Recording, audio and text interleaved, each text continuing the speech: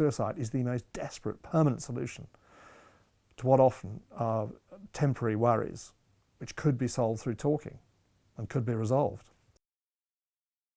We met at Cambridge, where we read history, and Rose was extremely intelligent, very well read, very good judge of art and pictures. She worked for Sotheby's, and then actually she was the northern correspondent of the Daily Telegraph for a bit. And then she worked for me for quite a long time while our 3 children grew up. So we got 2 sons and a daughter who are now in their early 30s. And then she had her own career, which was really taking off.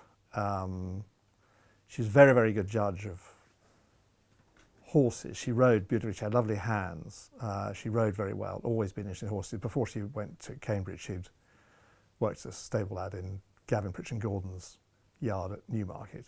And we always had horses here. She was a director of Aintree Racecourse for some time, and then she was made the chairman. And sadly, that's all been thrown away.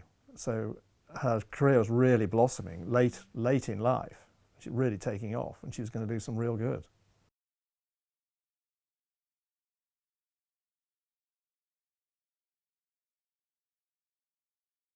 It was always pretty unsatisfactory when I was in London, or she was nearly always busy. So we'd have brief calls, and it wasn't out of the ordinary that I'd ring in the morning and either I'd be quite brief, she'd be busy, or I'd be busy, or whatever. And she didn't answer.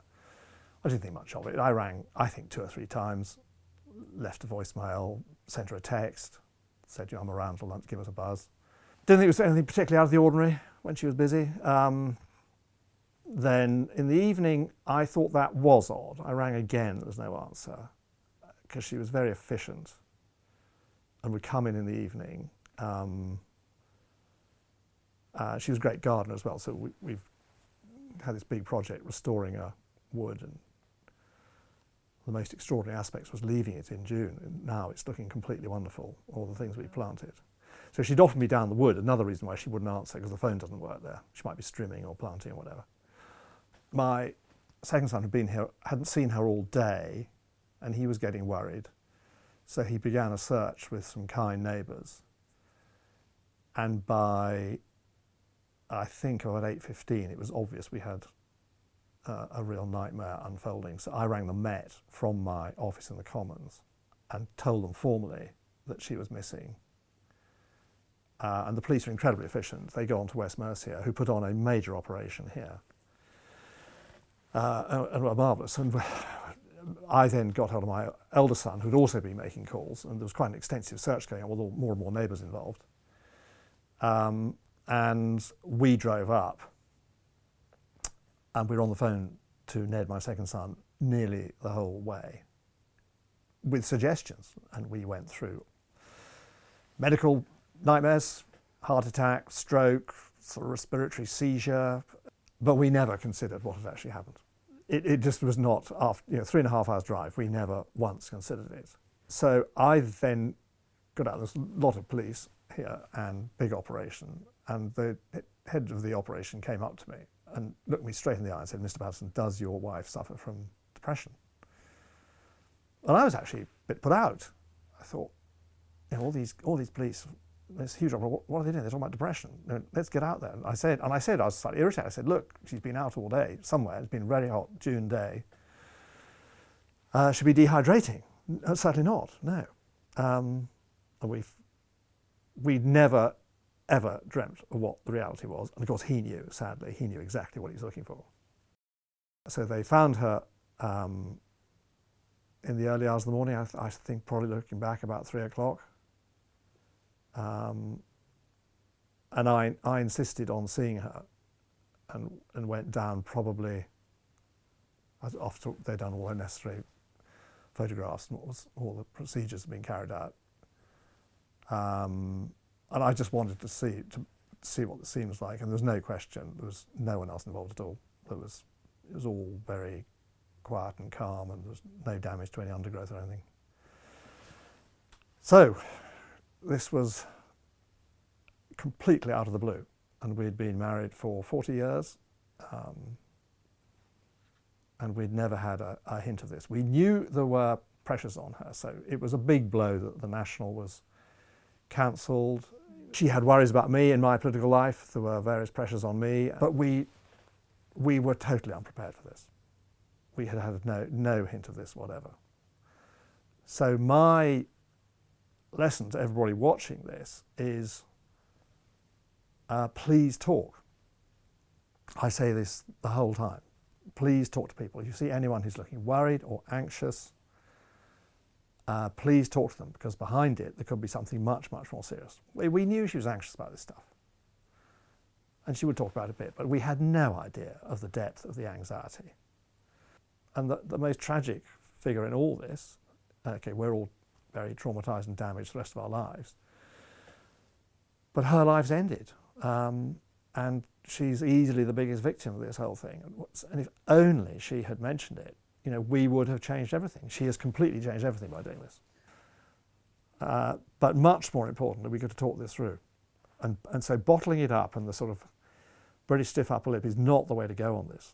It's really important that people talk, and both sides. So the message I've got is, if you're feeling anxious, talk to your close family, talk to your cousins or aunts if necessary, talk to a doctor, talk to a nurse, talk to someone you trust, but don't bottle it up, because the damage is absolutely catastrophic. First for you, because anyone who does this, obviously, often under sort of temporary pressures. There's this very good expression which I got from someone I know quite well who very nearly killed himself. And he says, like a snake bite, you'll just get this driven urge. You think this is the way to improve everyone else's life, and it's the natural thing you should do to end your life. And another expression is like a mental health heart attack, which is a very good expression. So there's this terrible surge to bring what is often possibly just a temporary anxiety to an end, but it's the most desperate, permanent end. And it may sound idiotic to say that, but it is completely permanent. You know, suicide is the most desperate, permanent solution to what often are temporary worries, which could be solved through talking and could be resolved.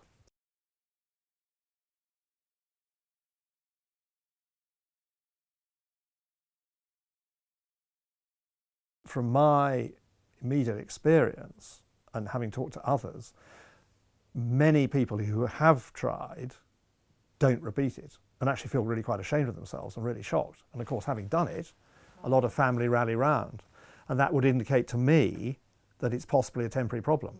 So the guy who talked about the snake bite, he is absolutely mortified with what he tried to do and will definitely not do it again. In the next 4 minutes, someone will attempt to kill themselves. In the next 90 minutes, someone will succeed. So, very crudely, about only 1 in 20, 25 attempts succeed. So those 19 or 24 people, whatever it is, they have time to reflect on what they very nearly did. And they look into this terrible black hole and see the horror that they nearly brought about.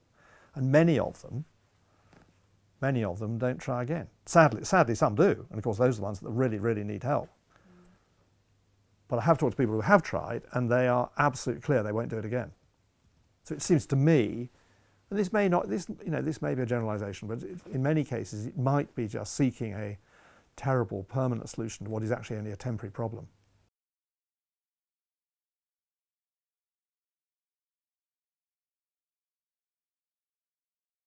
Well, we'd both had COVID in March.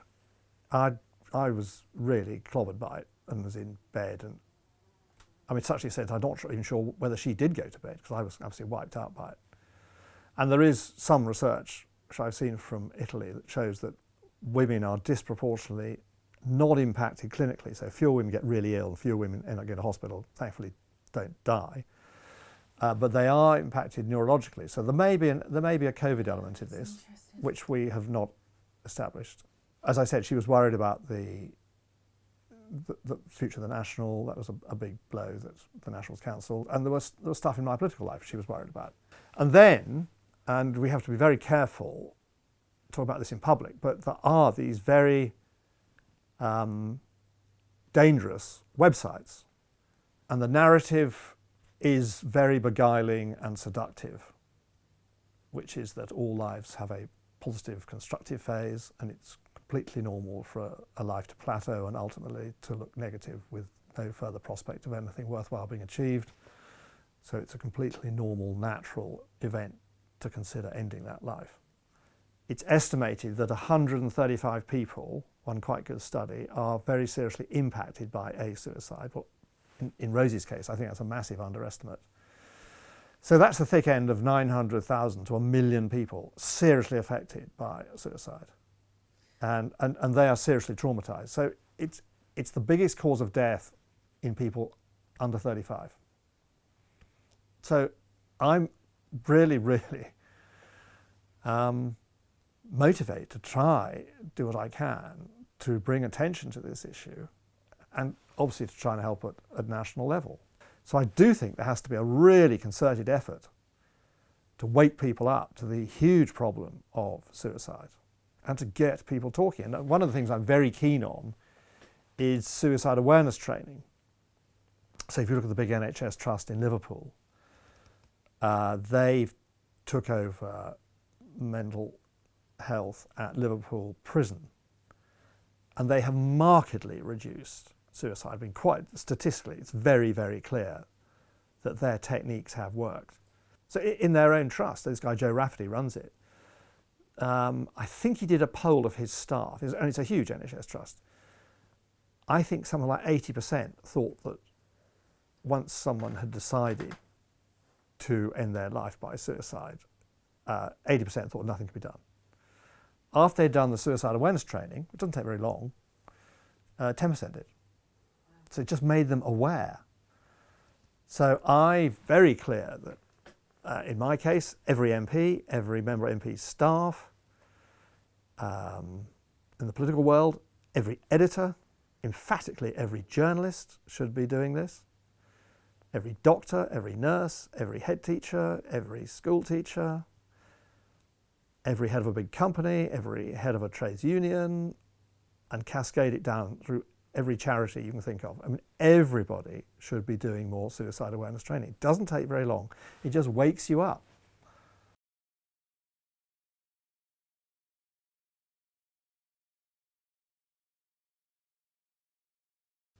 Oh, hugely. I mean, you're right. I was totally knocked by it immediately, and there was a huge amount to be done, all the ghastly admin stuff when someone dies, but there's something extra about suicide, which is the fact that it's inexplicable. So it's completely appalling. There'll be readers here who've lost parents or children or close relations or friends from cancer or heart attacks or car crash or drowning. And I'd be very careful what I say, because it's completely shattering for them, and they'll be grieving and miserable for the rest of their lives. But there is this terrible extra dimension to suicide. You just wonder why. And the two terribly simple questions: why didn't we notice, and why didn't she tell us? And you just churn and churn and churn. I don't think there's an obvious moment when we missed it. I think there might be occasions, and obviously I've learnt, talking to a lot of other people, there have been some terrible misses where a young man told his doctor and the doctor didn't react quick enough or whatever, or gave the wrong advice. I have been told anecdotally some really bad cases. So I don't think there was any very obvious miss. And we had this plan. You know, the notes for the Aintree meeting are on the desk there. The shopping list for my birthday party, dinner, and it's still on her phone, is the Eurostar ticket. And the huge fuss, which I have said out publicly also, is the huge fuss about the Eurostar ticket, where she thought I was not capable of looking after myself for more than one weekend alone. And there's a huge fuss about getting back in time. So all this planning, and I met, obviously we haven't, a lot of people because of lockdown we haven't talked. I met a close friend of hers and ours last weekend, and she had a whole lot of texts about meeting Rose the week she got back. So she was stunned by it too.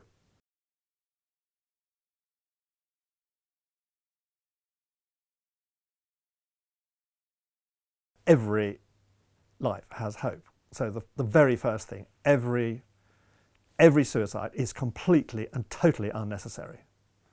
And emphatically, every suicide creates huge problems and solves none. It's really important to get that across. Suicides cause an appalling succession of increasing disasters around them. So it's like pulling a suicide vest. You don't just blow up the people closest to you.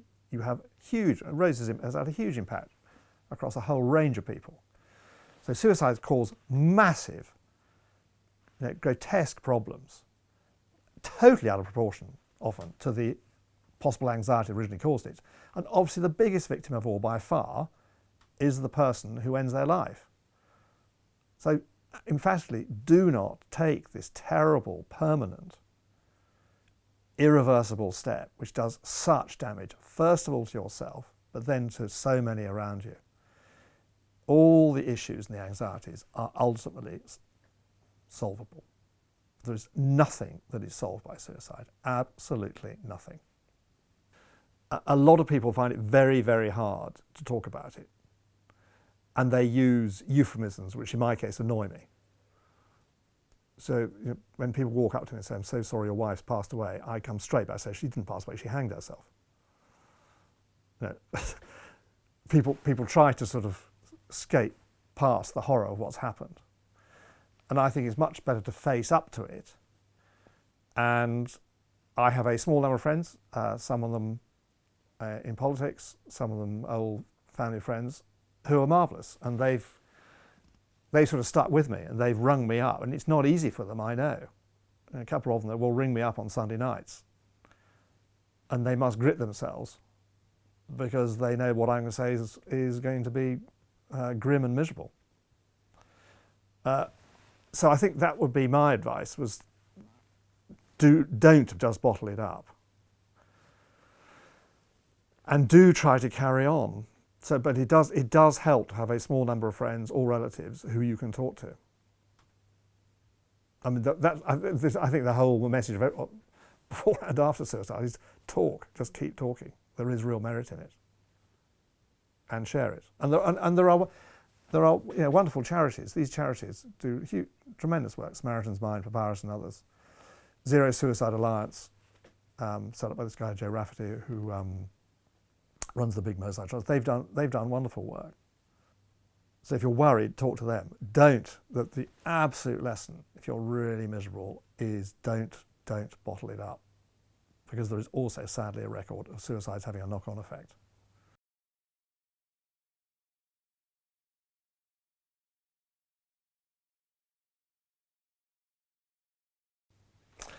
Well, that's what we felt very strongly when we began. So my views have sort of morphed on this. I felt terribly clearly through sort of December, January, when we began. Well, I first had the idea of setting up the trust, that if only she'd known of the catastrophic damage she's done, obviously first of all to herself, but to all of us and then to the wider world around her, she wouldn't have done it. So I did begin these very public statements, basically to wake people up to the damage. But I think we probably slightly morphed from that because we've picked up this concept of the intensity of the snake bite and the intensity of the sort of mental heart attack. One of the things that really winds me up when people say, "Oh, don't beat yourself up." Well, of course I beat myself up the whole time. Because it is really odd I didn't. If you think of it, if she was feeling that unhappy, how on earth did I not notice? Married someone for 40 years. Very hard to understand that. And that's something that's very hard to take on board.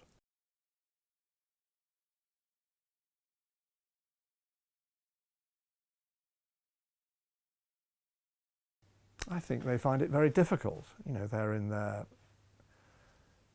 30s or very late 20s, sort of prime of life, just getting married.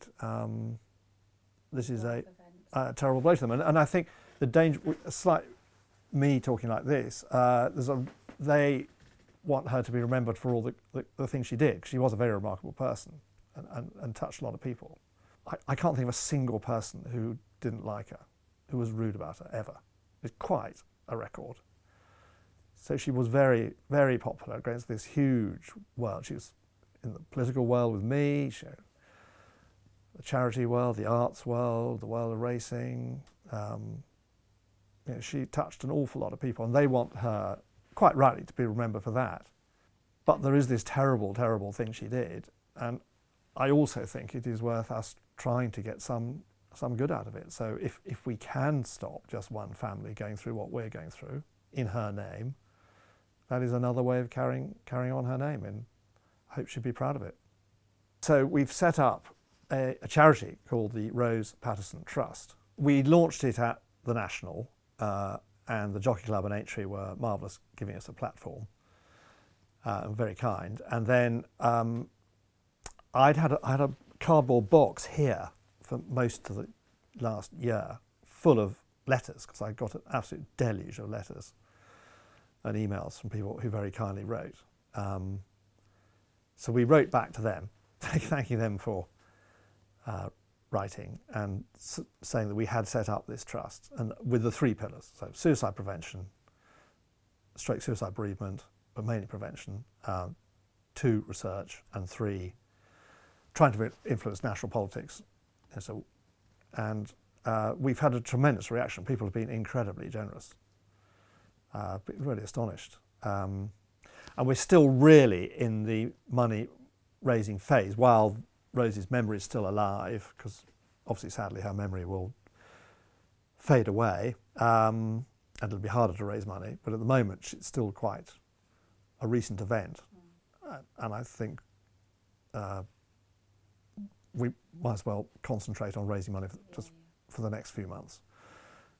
And then we'll start looking actively for suitable projects in areas where we hope we might find areas where there's hasn't been so much work concentrated. It's very important we don't duplicate good work done by other charities. And it's been very much a family effort. I mean, I thought of it. There's no point in going public and explain to everyone how terrible this is if we're not actually trying to do something. And I think it also gives me a sort of skin in the game, talking to the government, that we are actually trying to do something and trying to help. And currently we're raising money, which we hope to find suitable outlets for, which will be projects or smaller charities working on suicide prevention. So there are people like Samaritans in Mind, who are Parish and others, but who do wonderful work. But thankfully they're well established and they're well funded. But I think we think there are probably quite a lot of smaller charities which have had a difficult time through the lockdown. So I think we'll probably be concentrating on them.